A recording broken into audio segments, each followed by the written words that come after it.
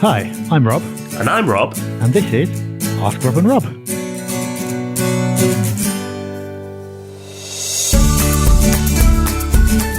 Hi everyone, and welcome to Ask Rob and Rob, where you give us a question and we give you an answer. This is episode 18.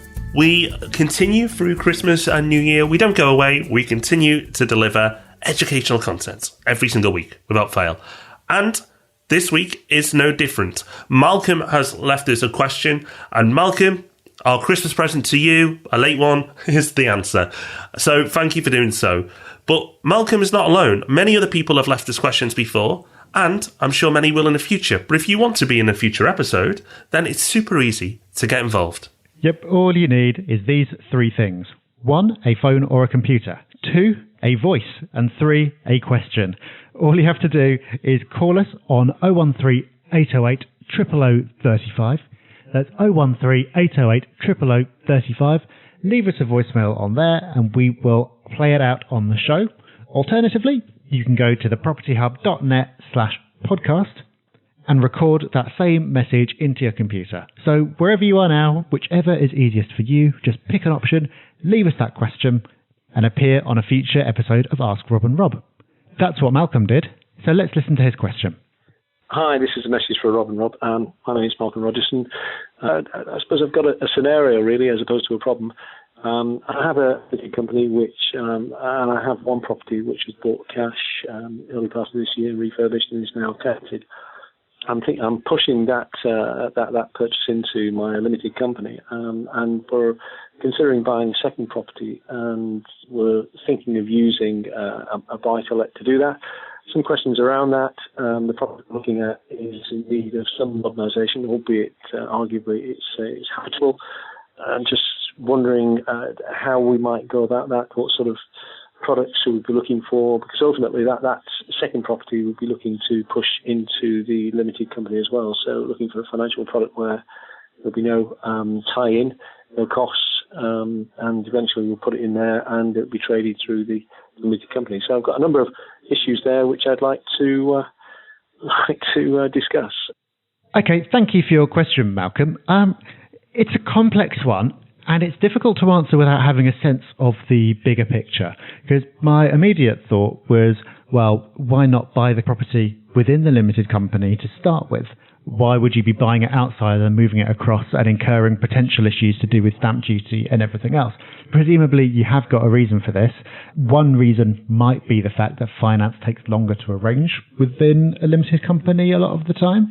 So maybe you're concerned about missing out on the opportunity. I don't know. It would be interesting to know.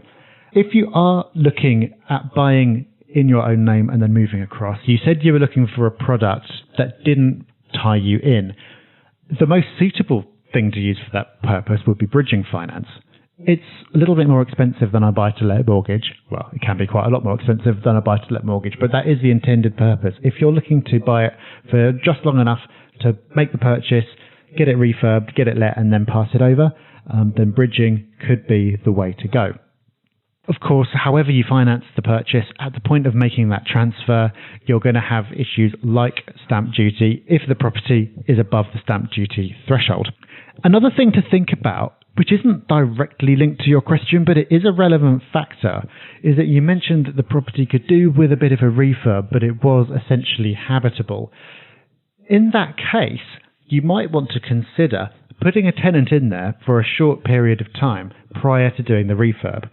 So without wishing to go off on a major tax tangent, broadly speaking, if you do any kind of works prior to the property being tenanted for the first time, that's going to count as capital works, which means you could only get that back when you sell. If you do it after the property has been tenanted for some period of time, there's going to be a strong argument for that being a revenue expense and therefore being able to make the deduction in that tax year. So it's just another factor to think about. You might want to put a tenant in there just for a short period of time, so that box is ticked. Then when they move out, you can do the refurb and have it as a revenue rather than a capital expense. That was only a very quick overview because it is slightly tangential, but we've got a course about buy-to-let tax. Like all our courses, it is completely free. It is going to change a little bit in April with all the new rules that are coming in, but for now, it is 100% relevant. So we're going to link to that in the show notes for this episode if you want to find out more about that. Rob, I don't think I've got anything more to add to that. So, Malcolm, I think that should really set you off in the right direction. And we want to set many more off in the right direction because, as Rob went into there, some of these scenarios, in fact, anyone's personal situation, requires detail. And that's what we're going to do at every single Property Summit. Because we look at you, we look at your situation, and we dig deep into where you're at and where you're trying to get to. We don't give you some random advice or some generic advice, which can be useful, but you have to mould it to you and understand why it fits best to you. At the summit, it's all about you and the other people around the table. And there's only 16 in every single one. But because it's New Year and because everyone's very motivated at this time of year, we are going to have 2 summits in February. So if you would like to join us, it's really simple. On February the 20th, and February the 21st, which is a Saturday and a Sunday, in London, we'll be holding the 2 summits. If you go to thepropertyhub.net/summit, you can find all about it and check out if there's any places left. We record this a little bit behind, so I can't tell you if there's any places. But if there are, if you go to thepropertyhub.net/summit, you can check out to see if there's any availability on either of those dates. Or if you like and you want to get involved, but you're out and about right now, don't worry, you can text.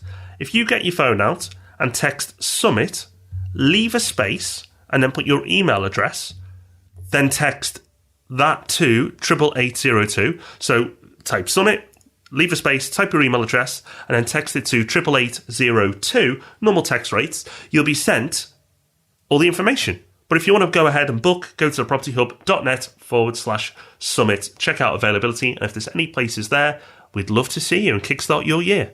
Of course we would. So that is it for another episode of Ask Rob and Rob.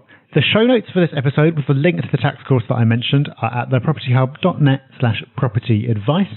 At that same link, you can see all the previous episodes of Ask Rob and Rob as well. So if you've missed any and you're curious about what other people are asking, then that is the place to go as well.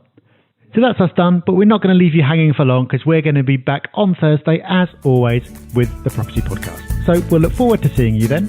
For now, though, bye-bye. Bye-bye.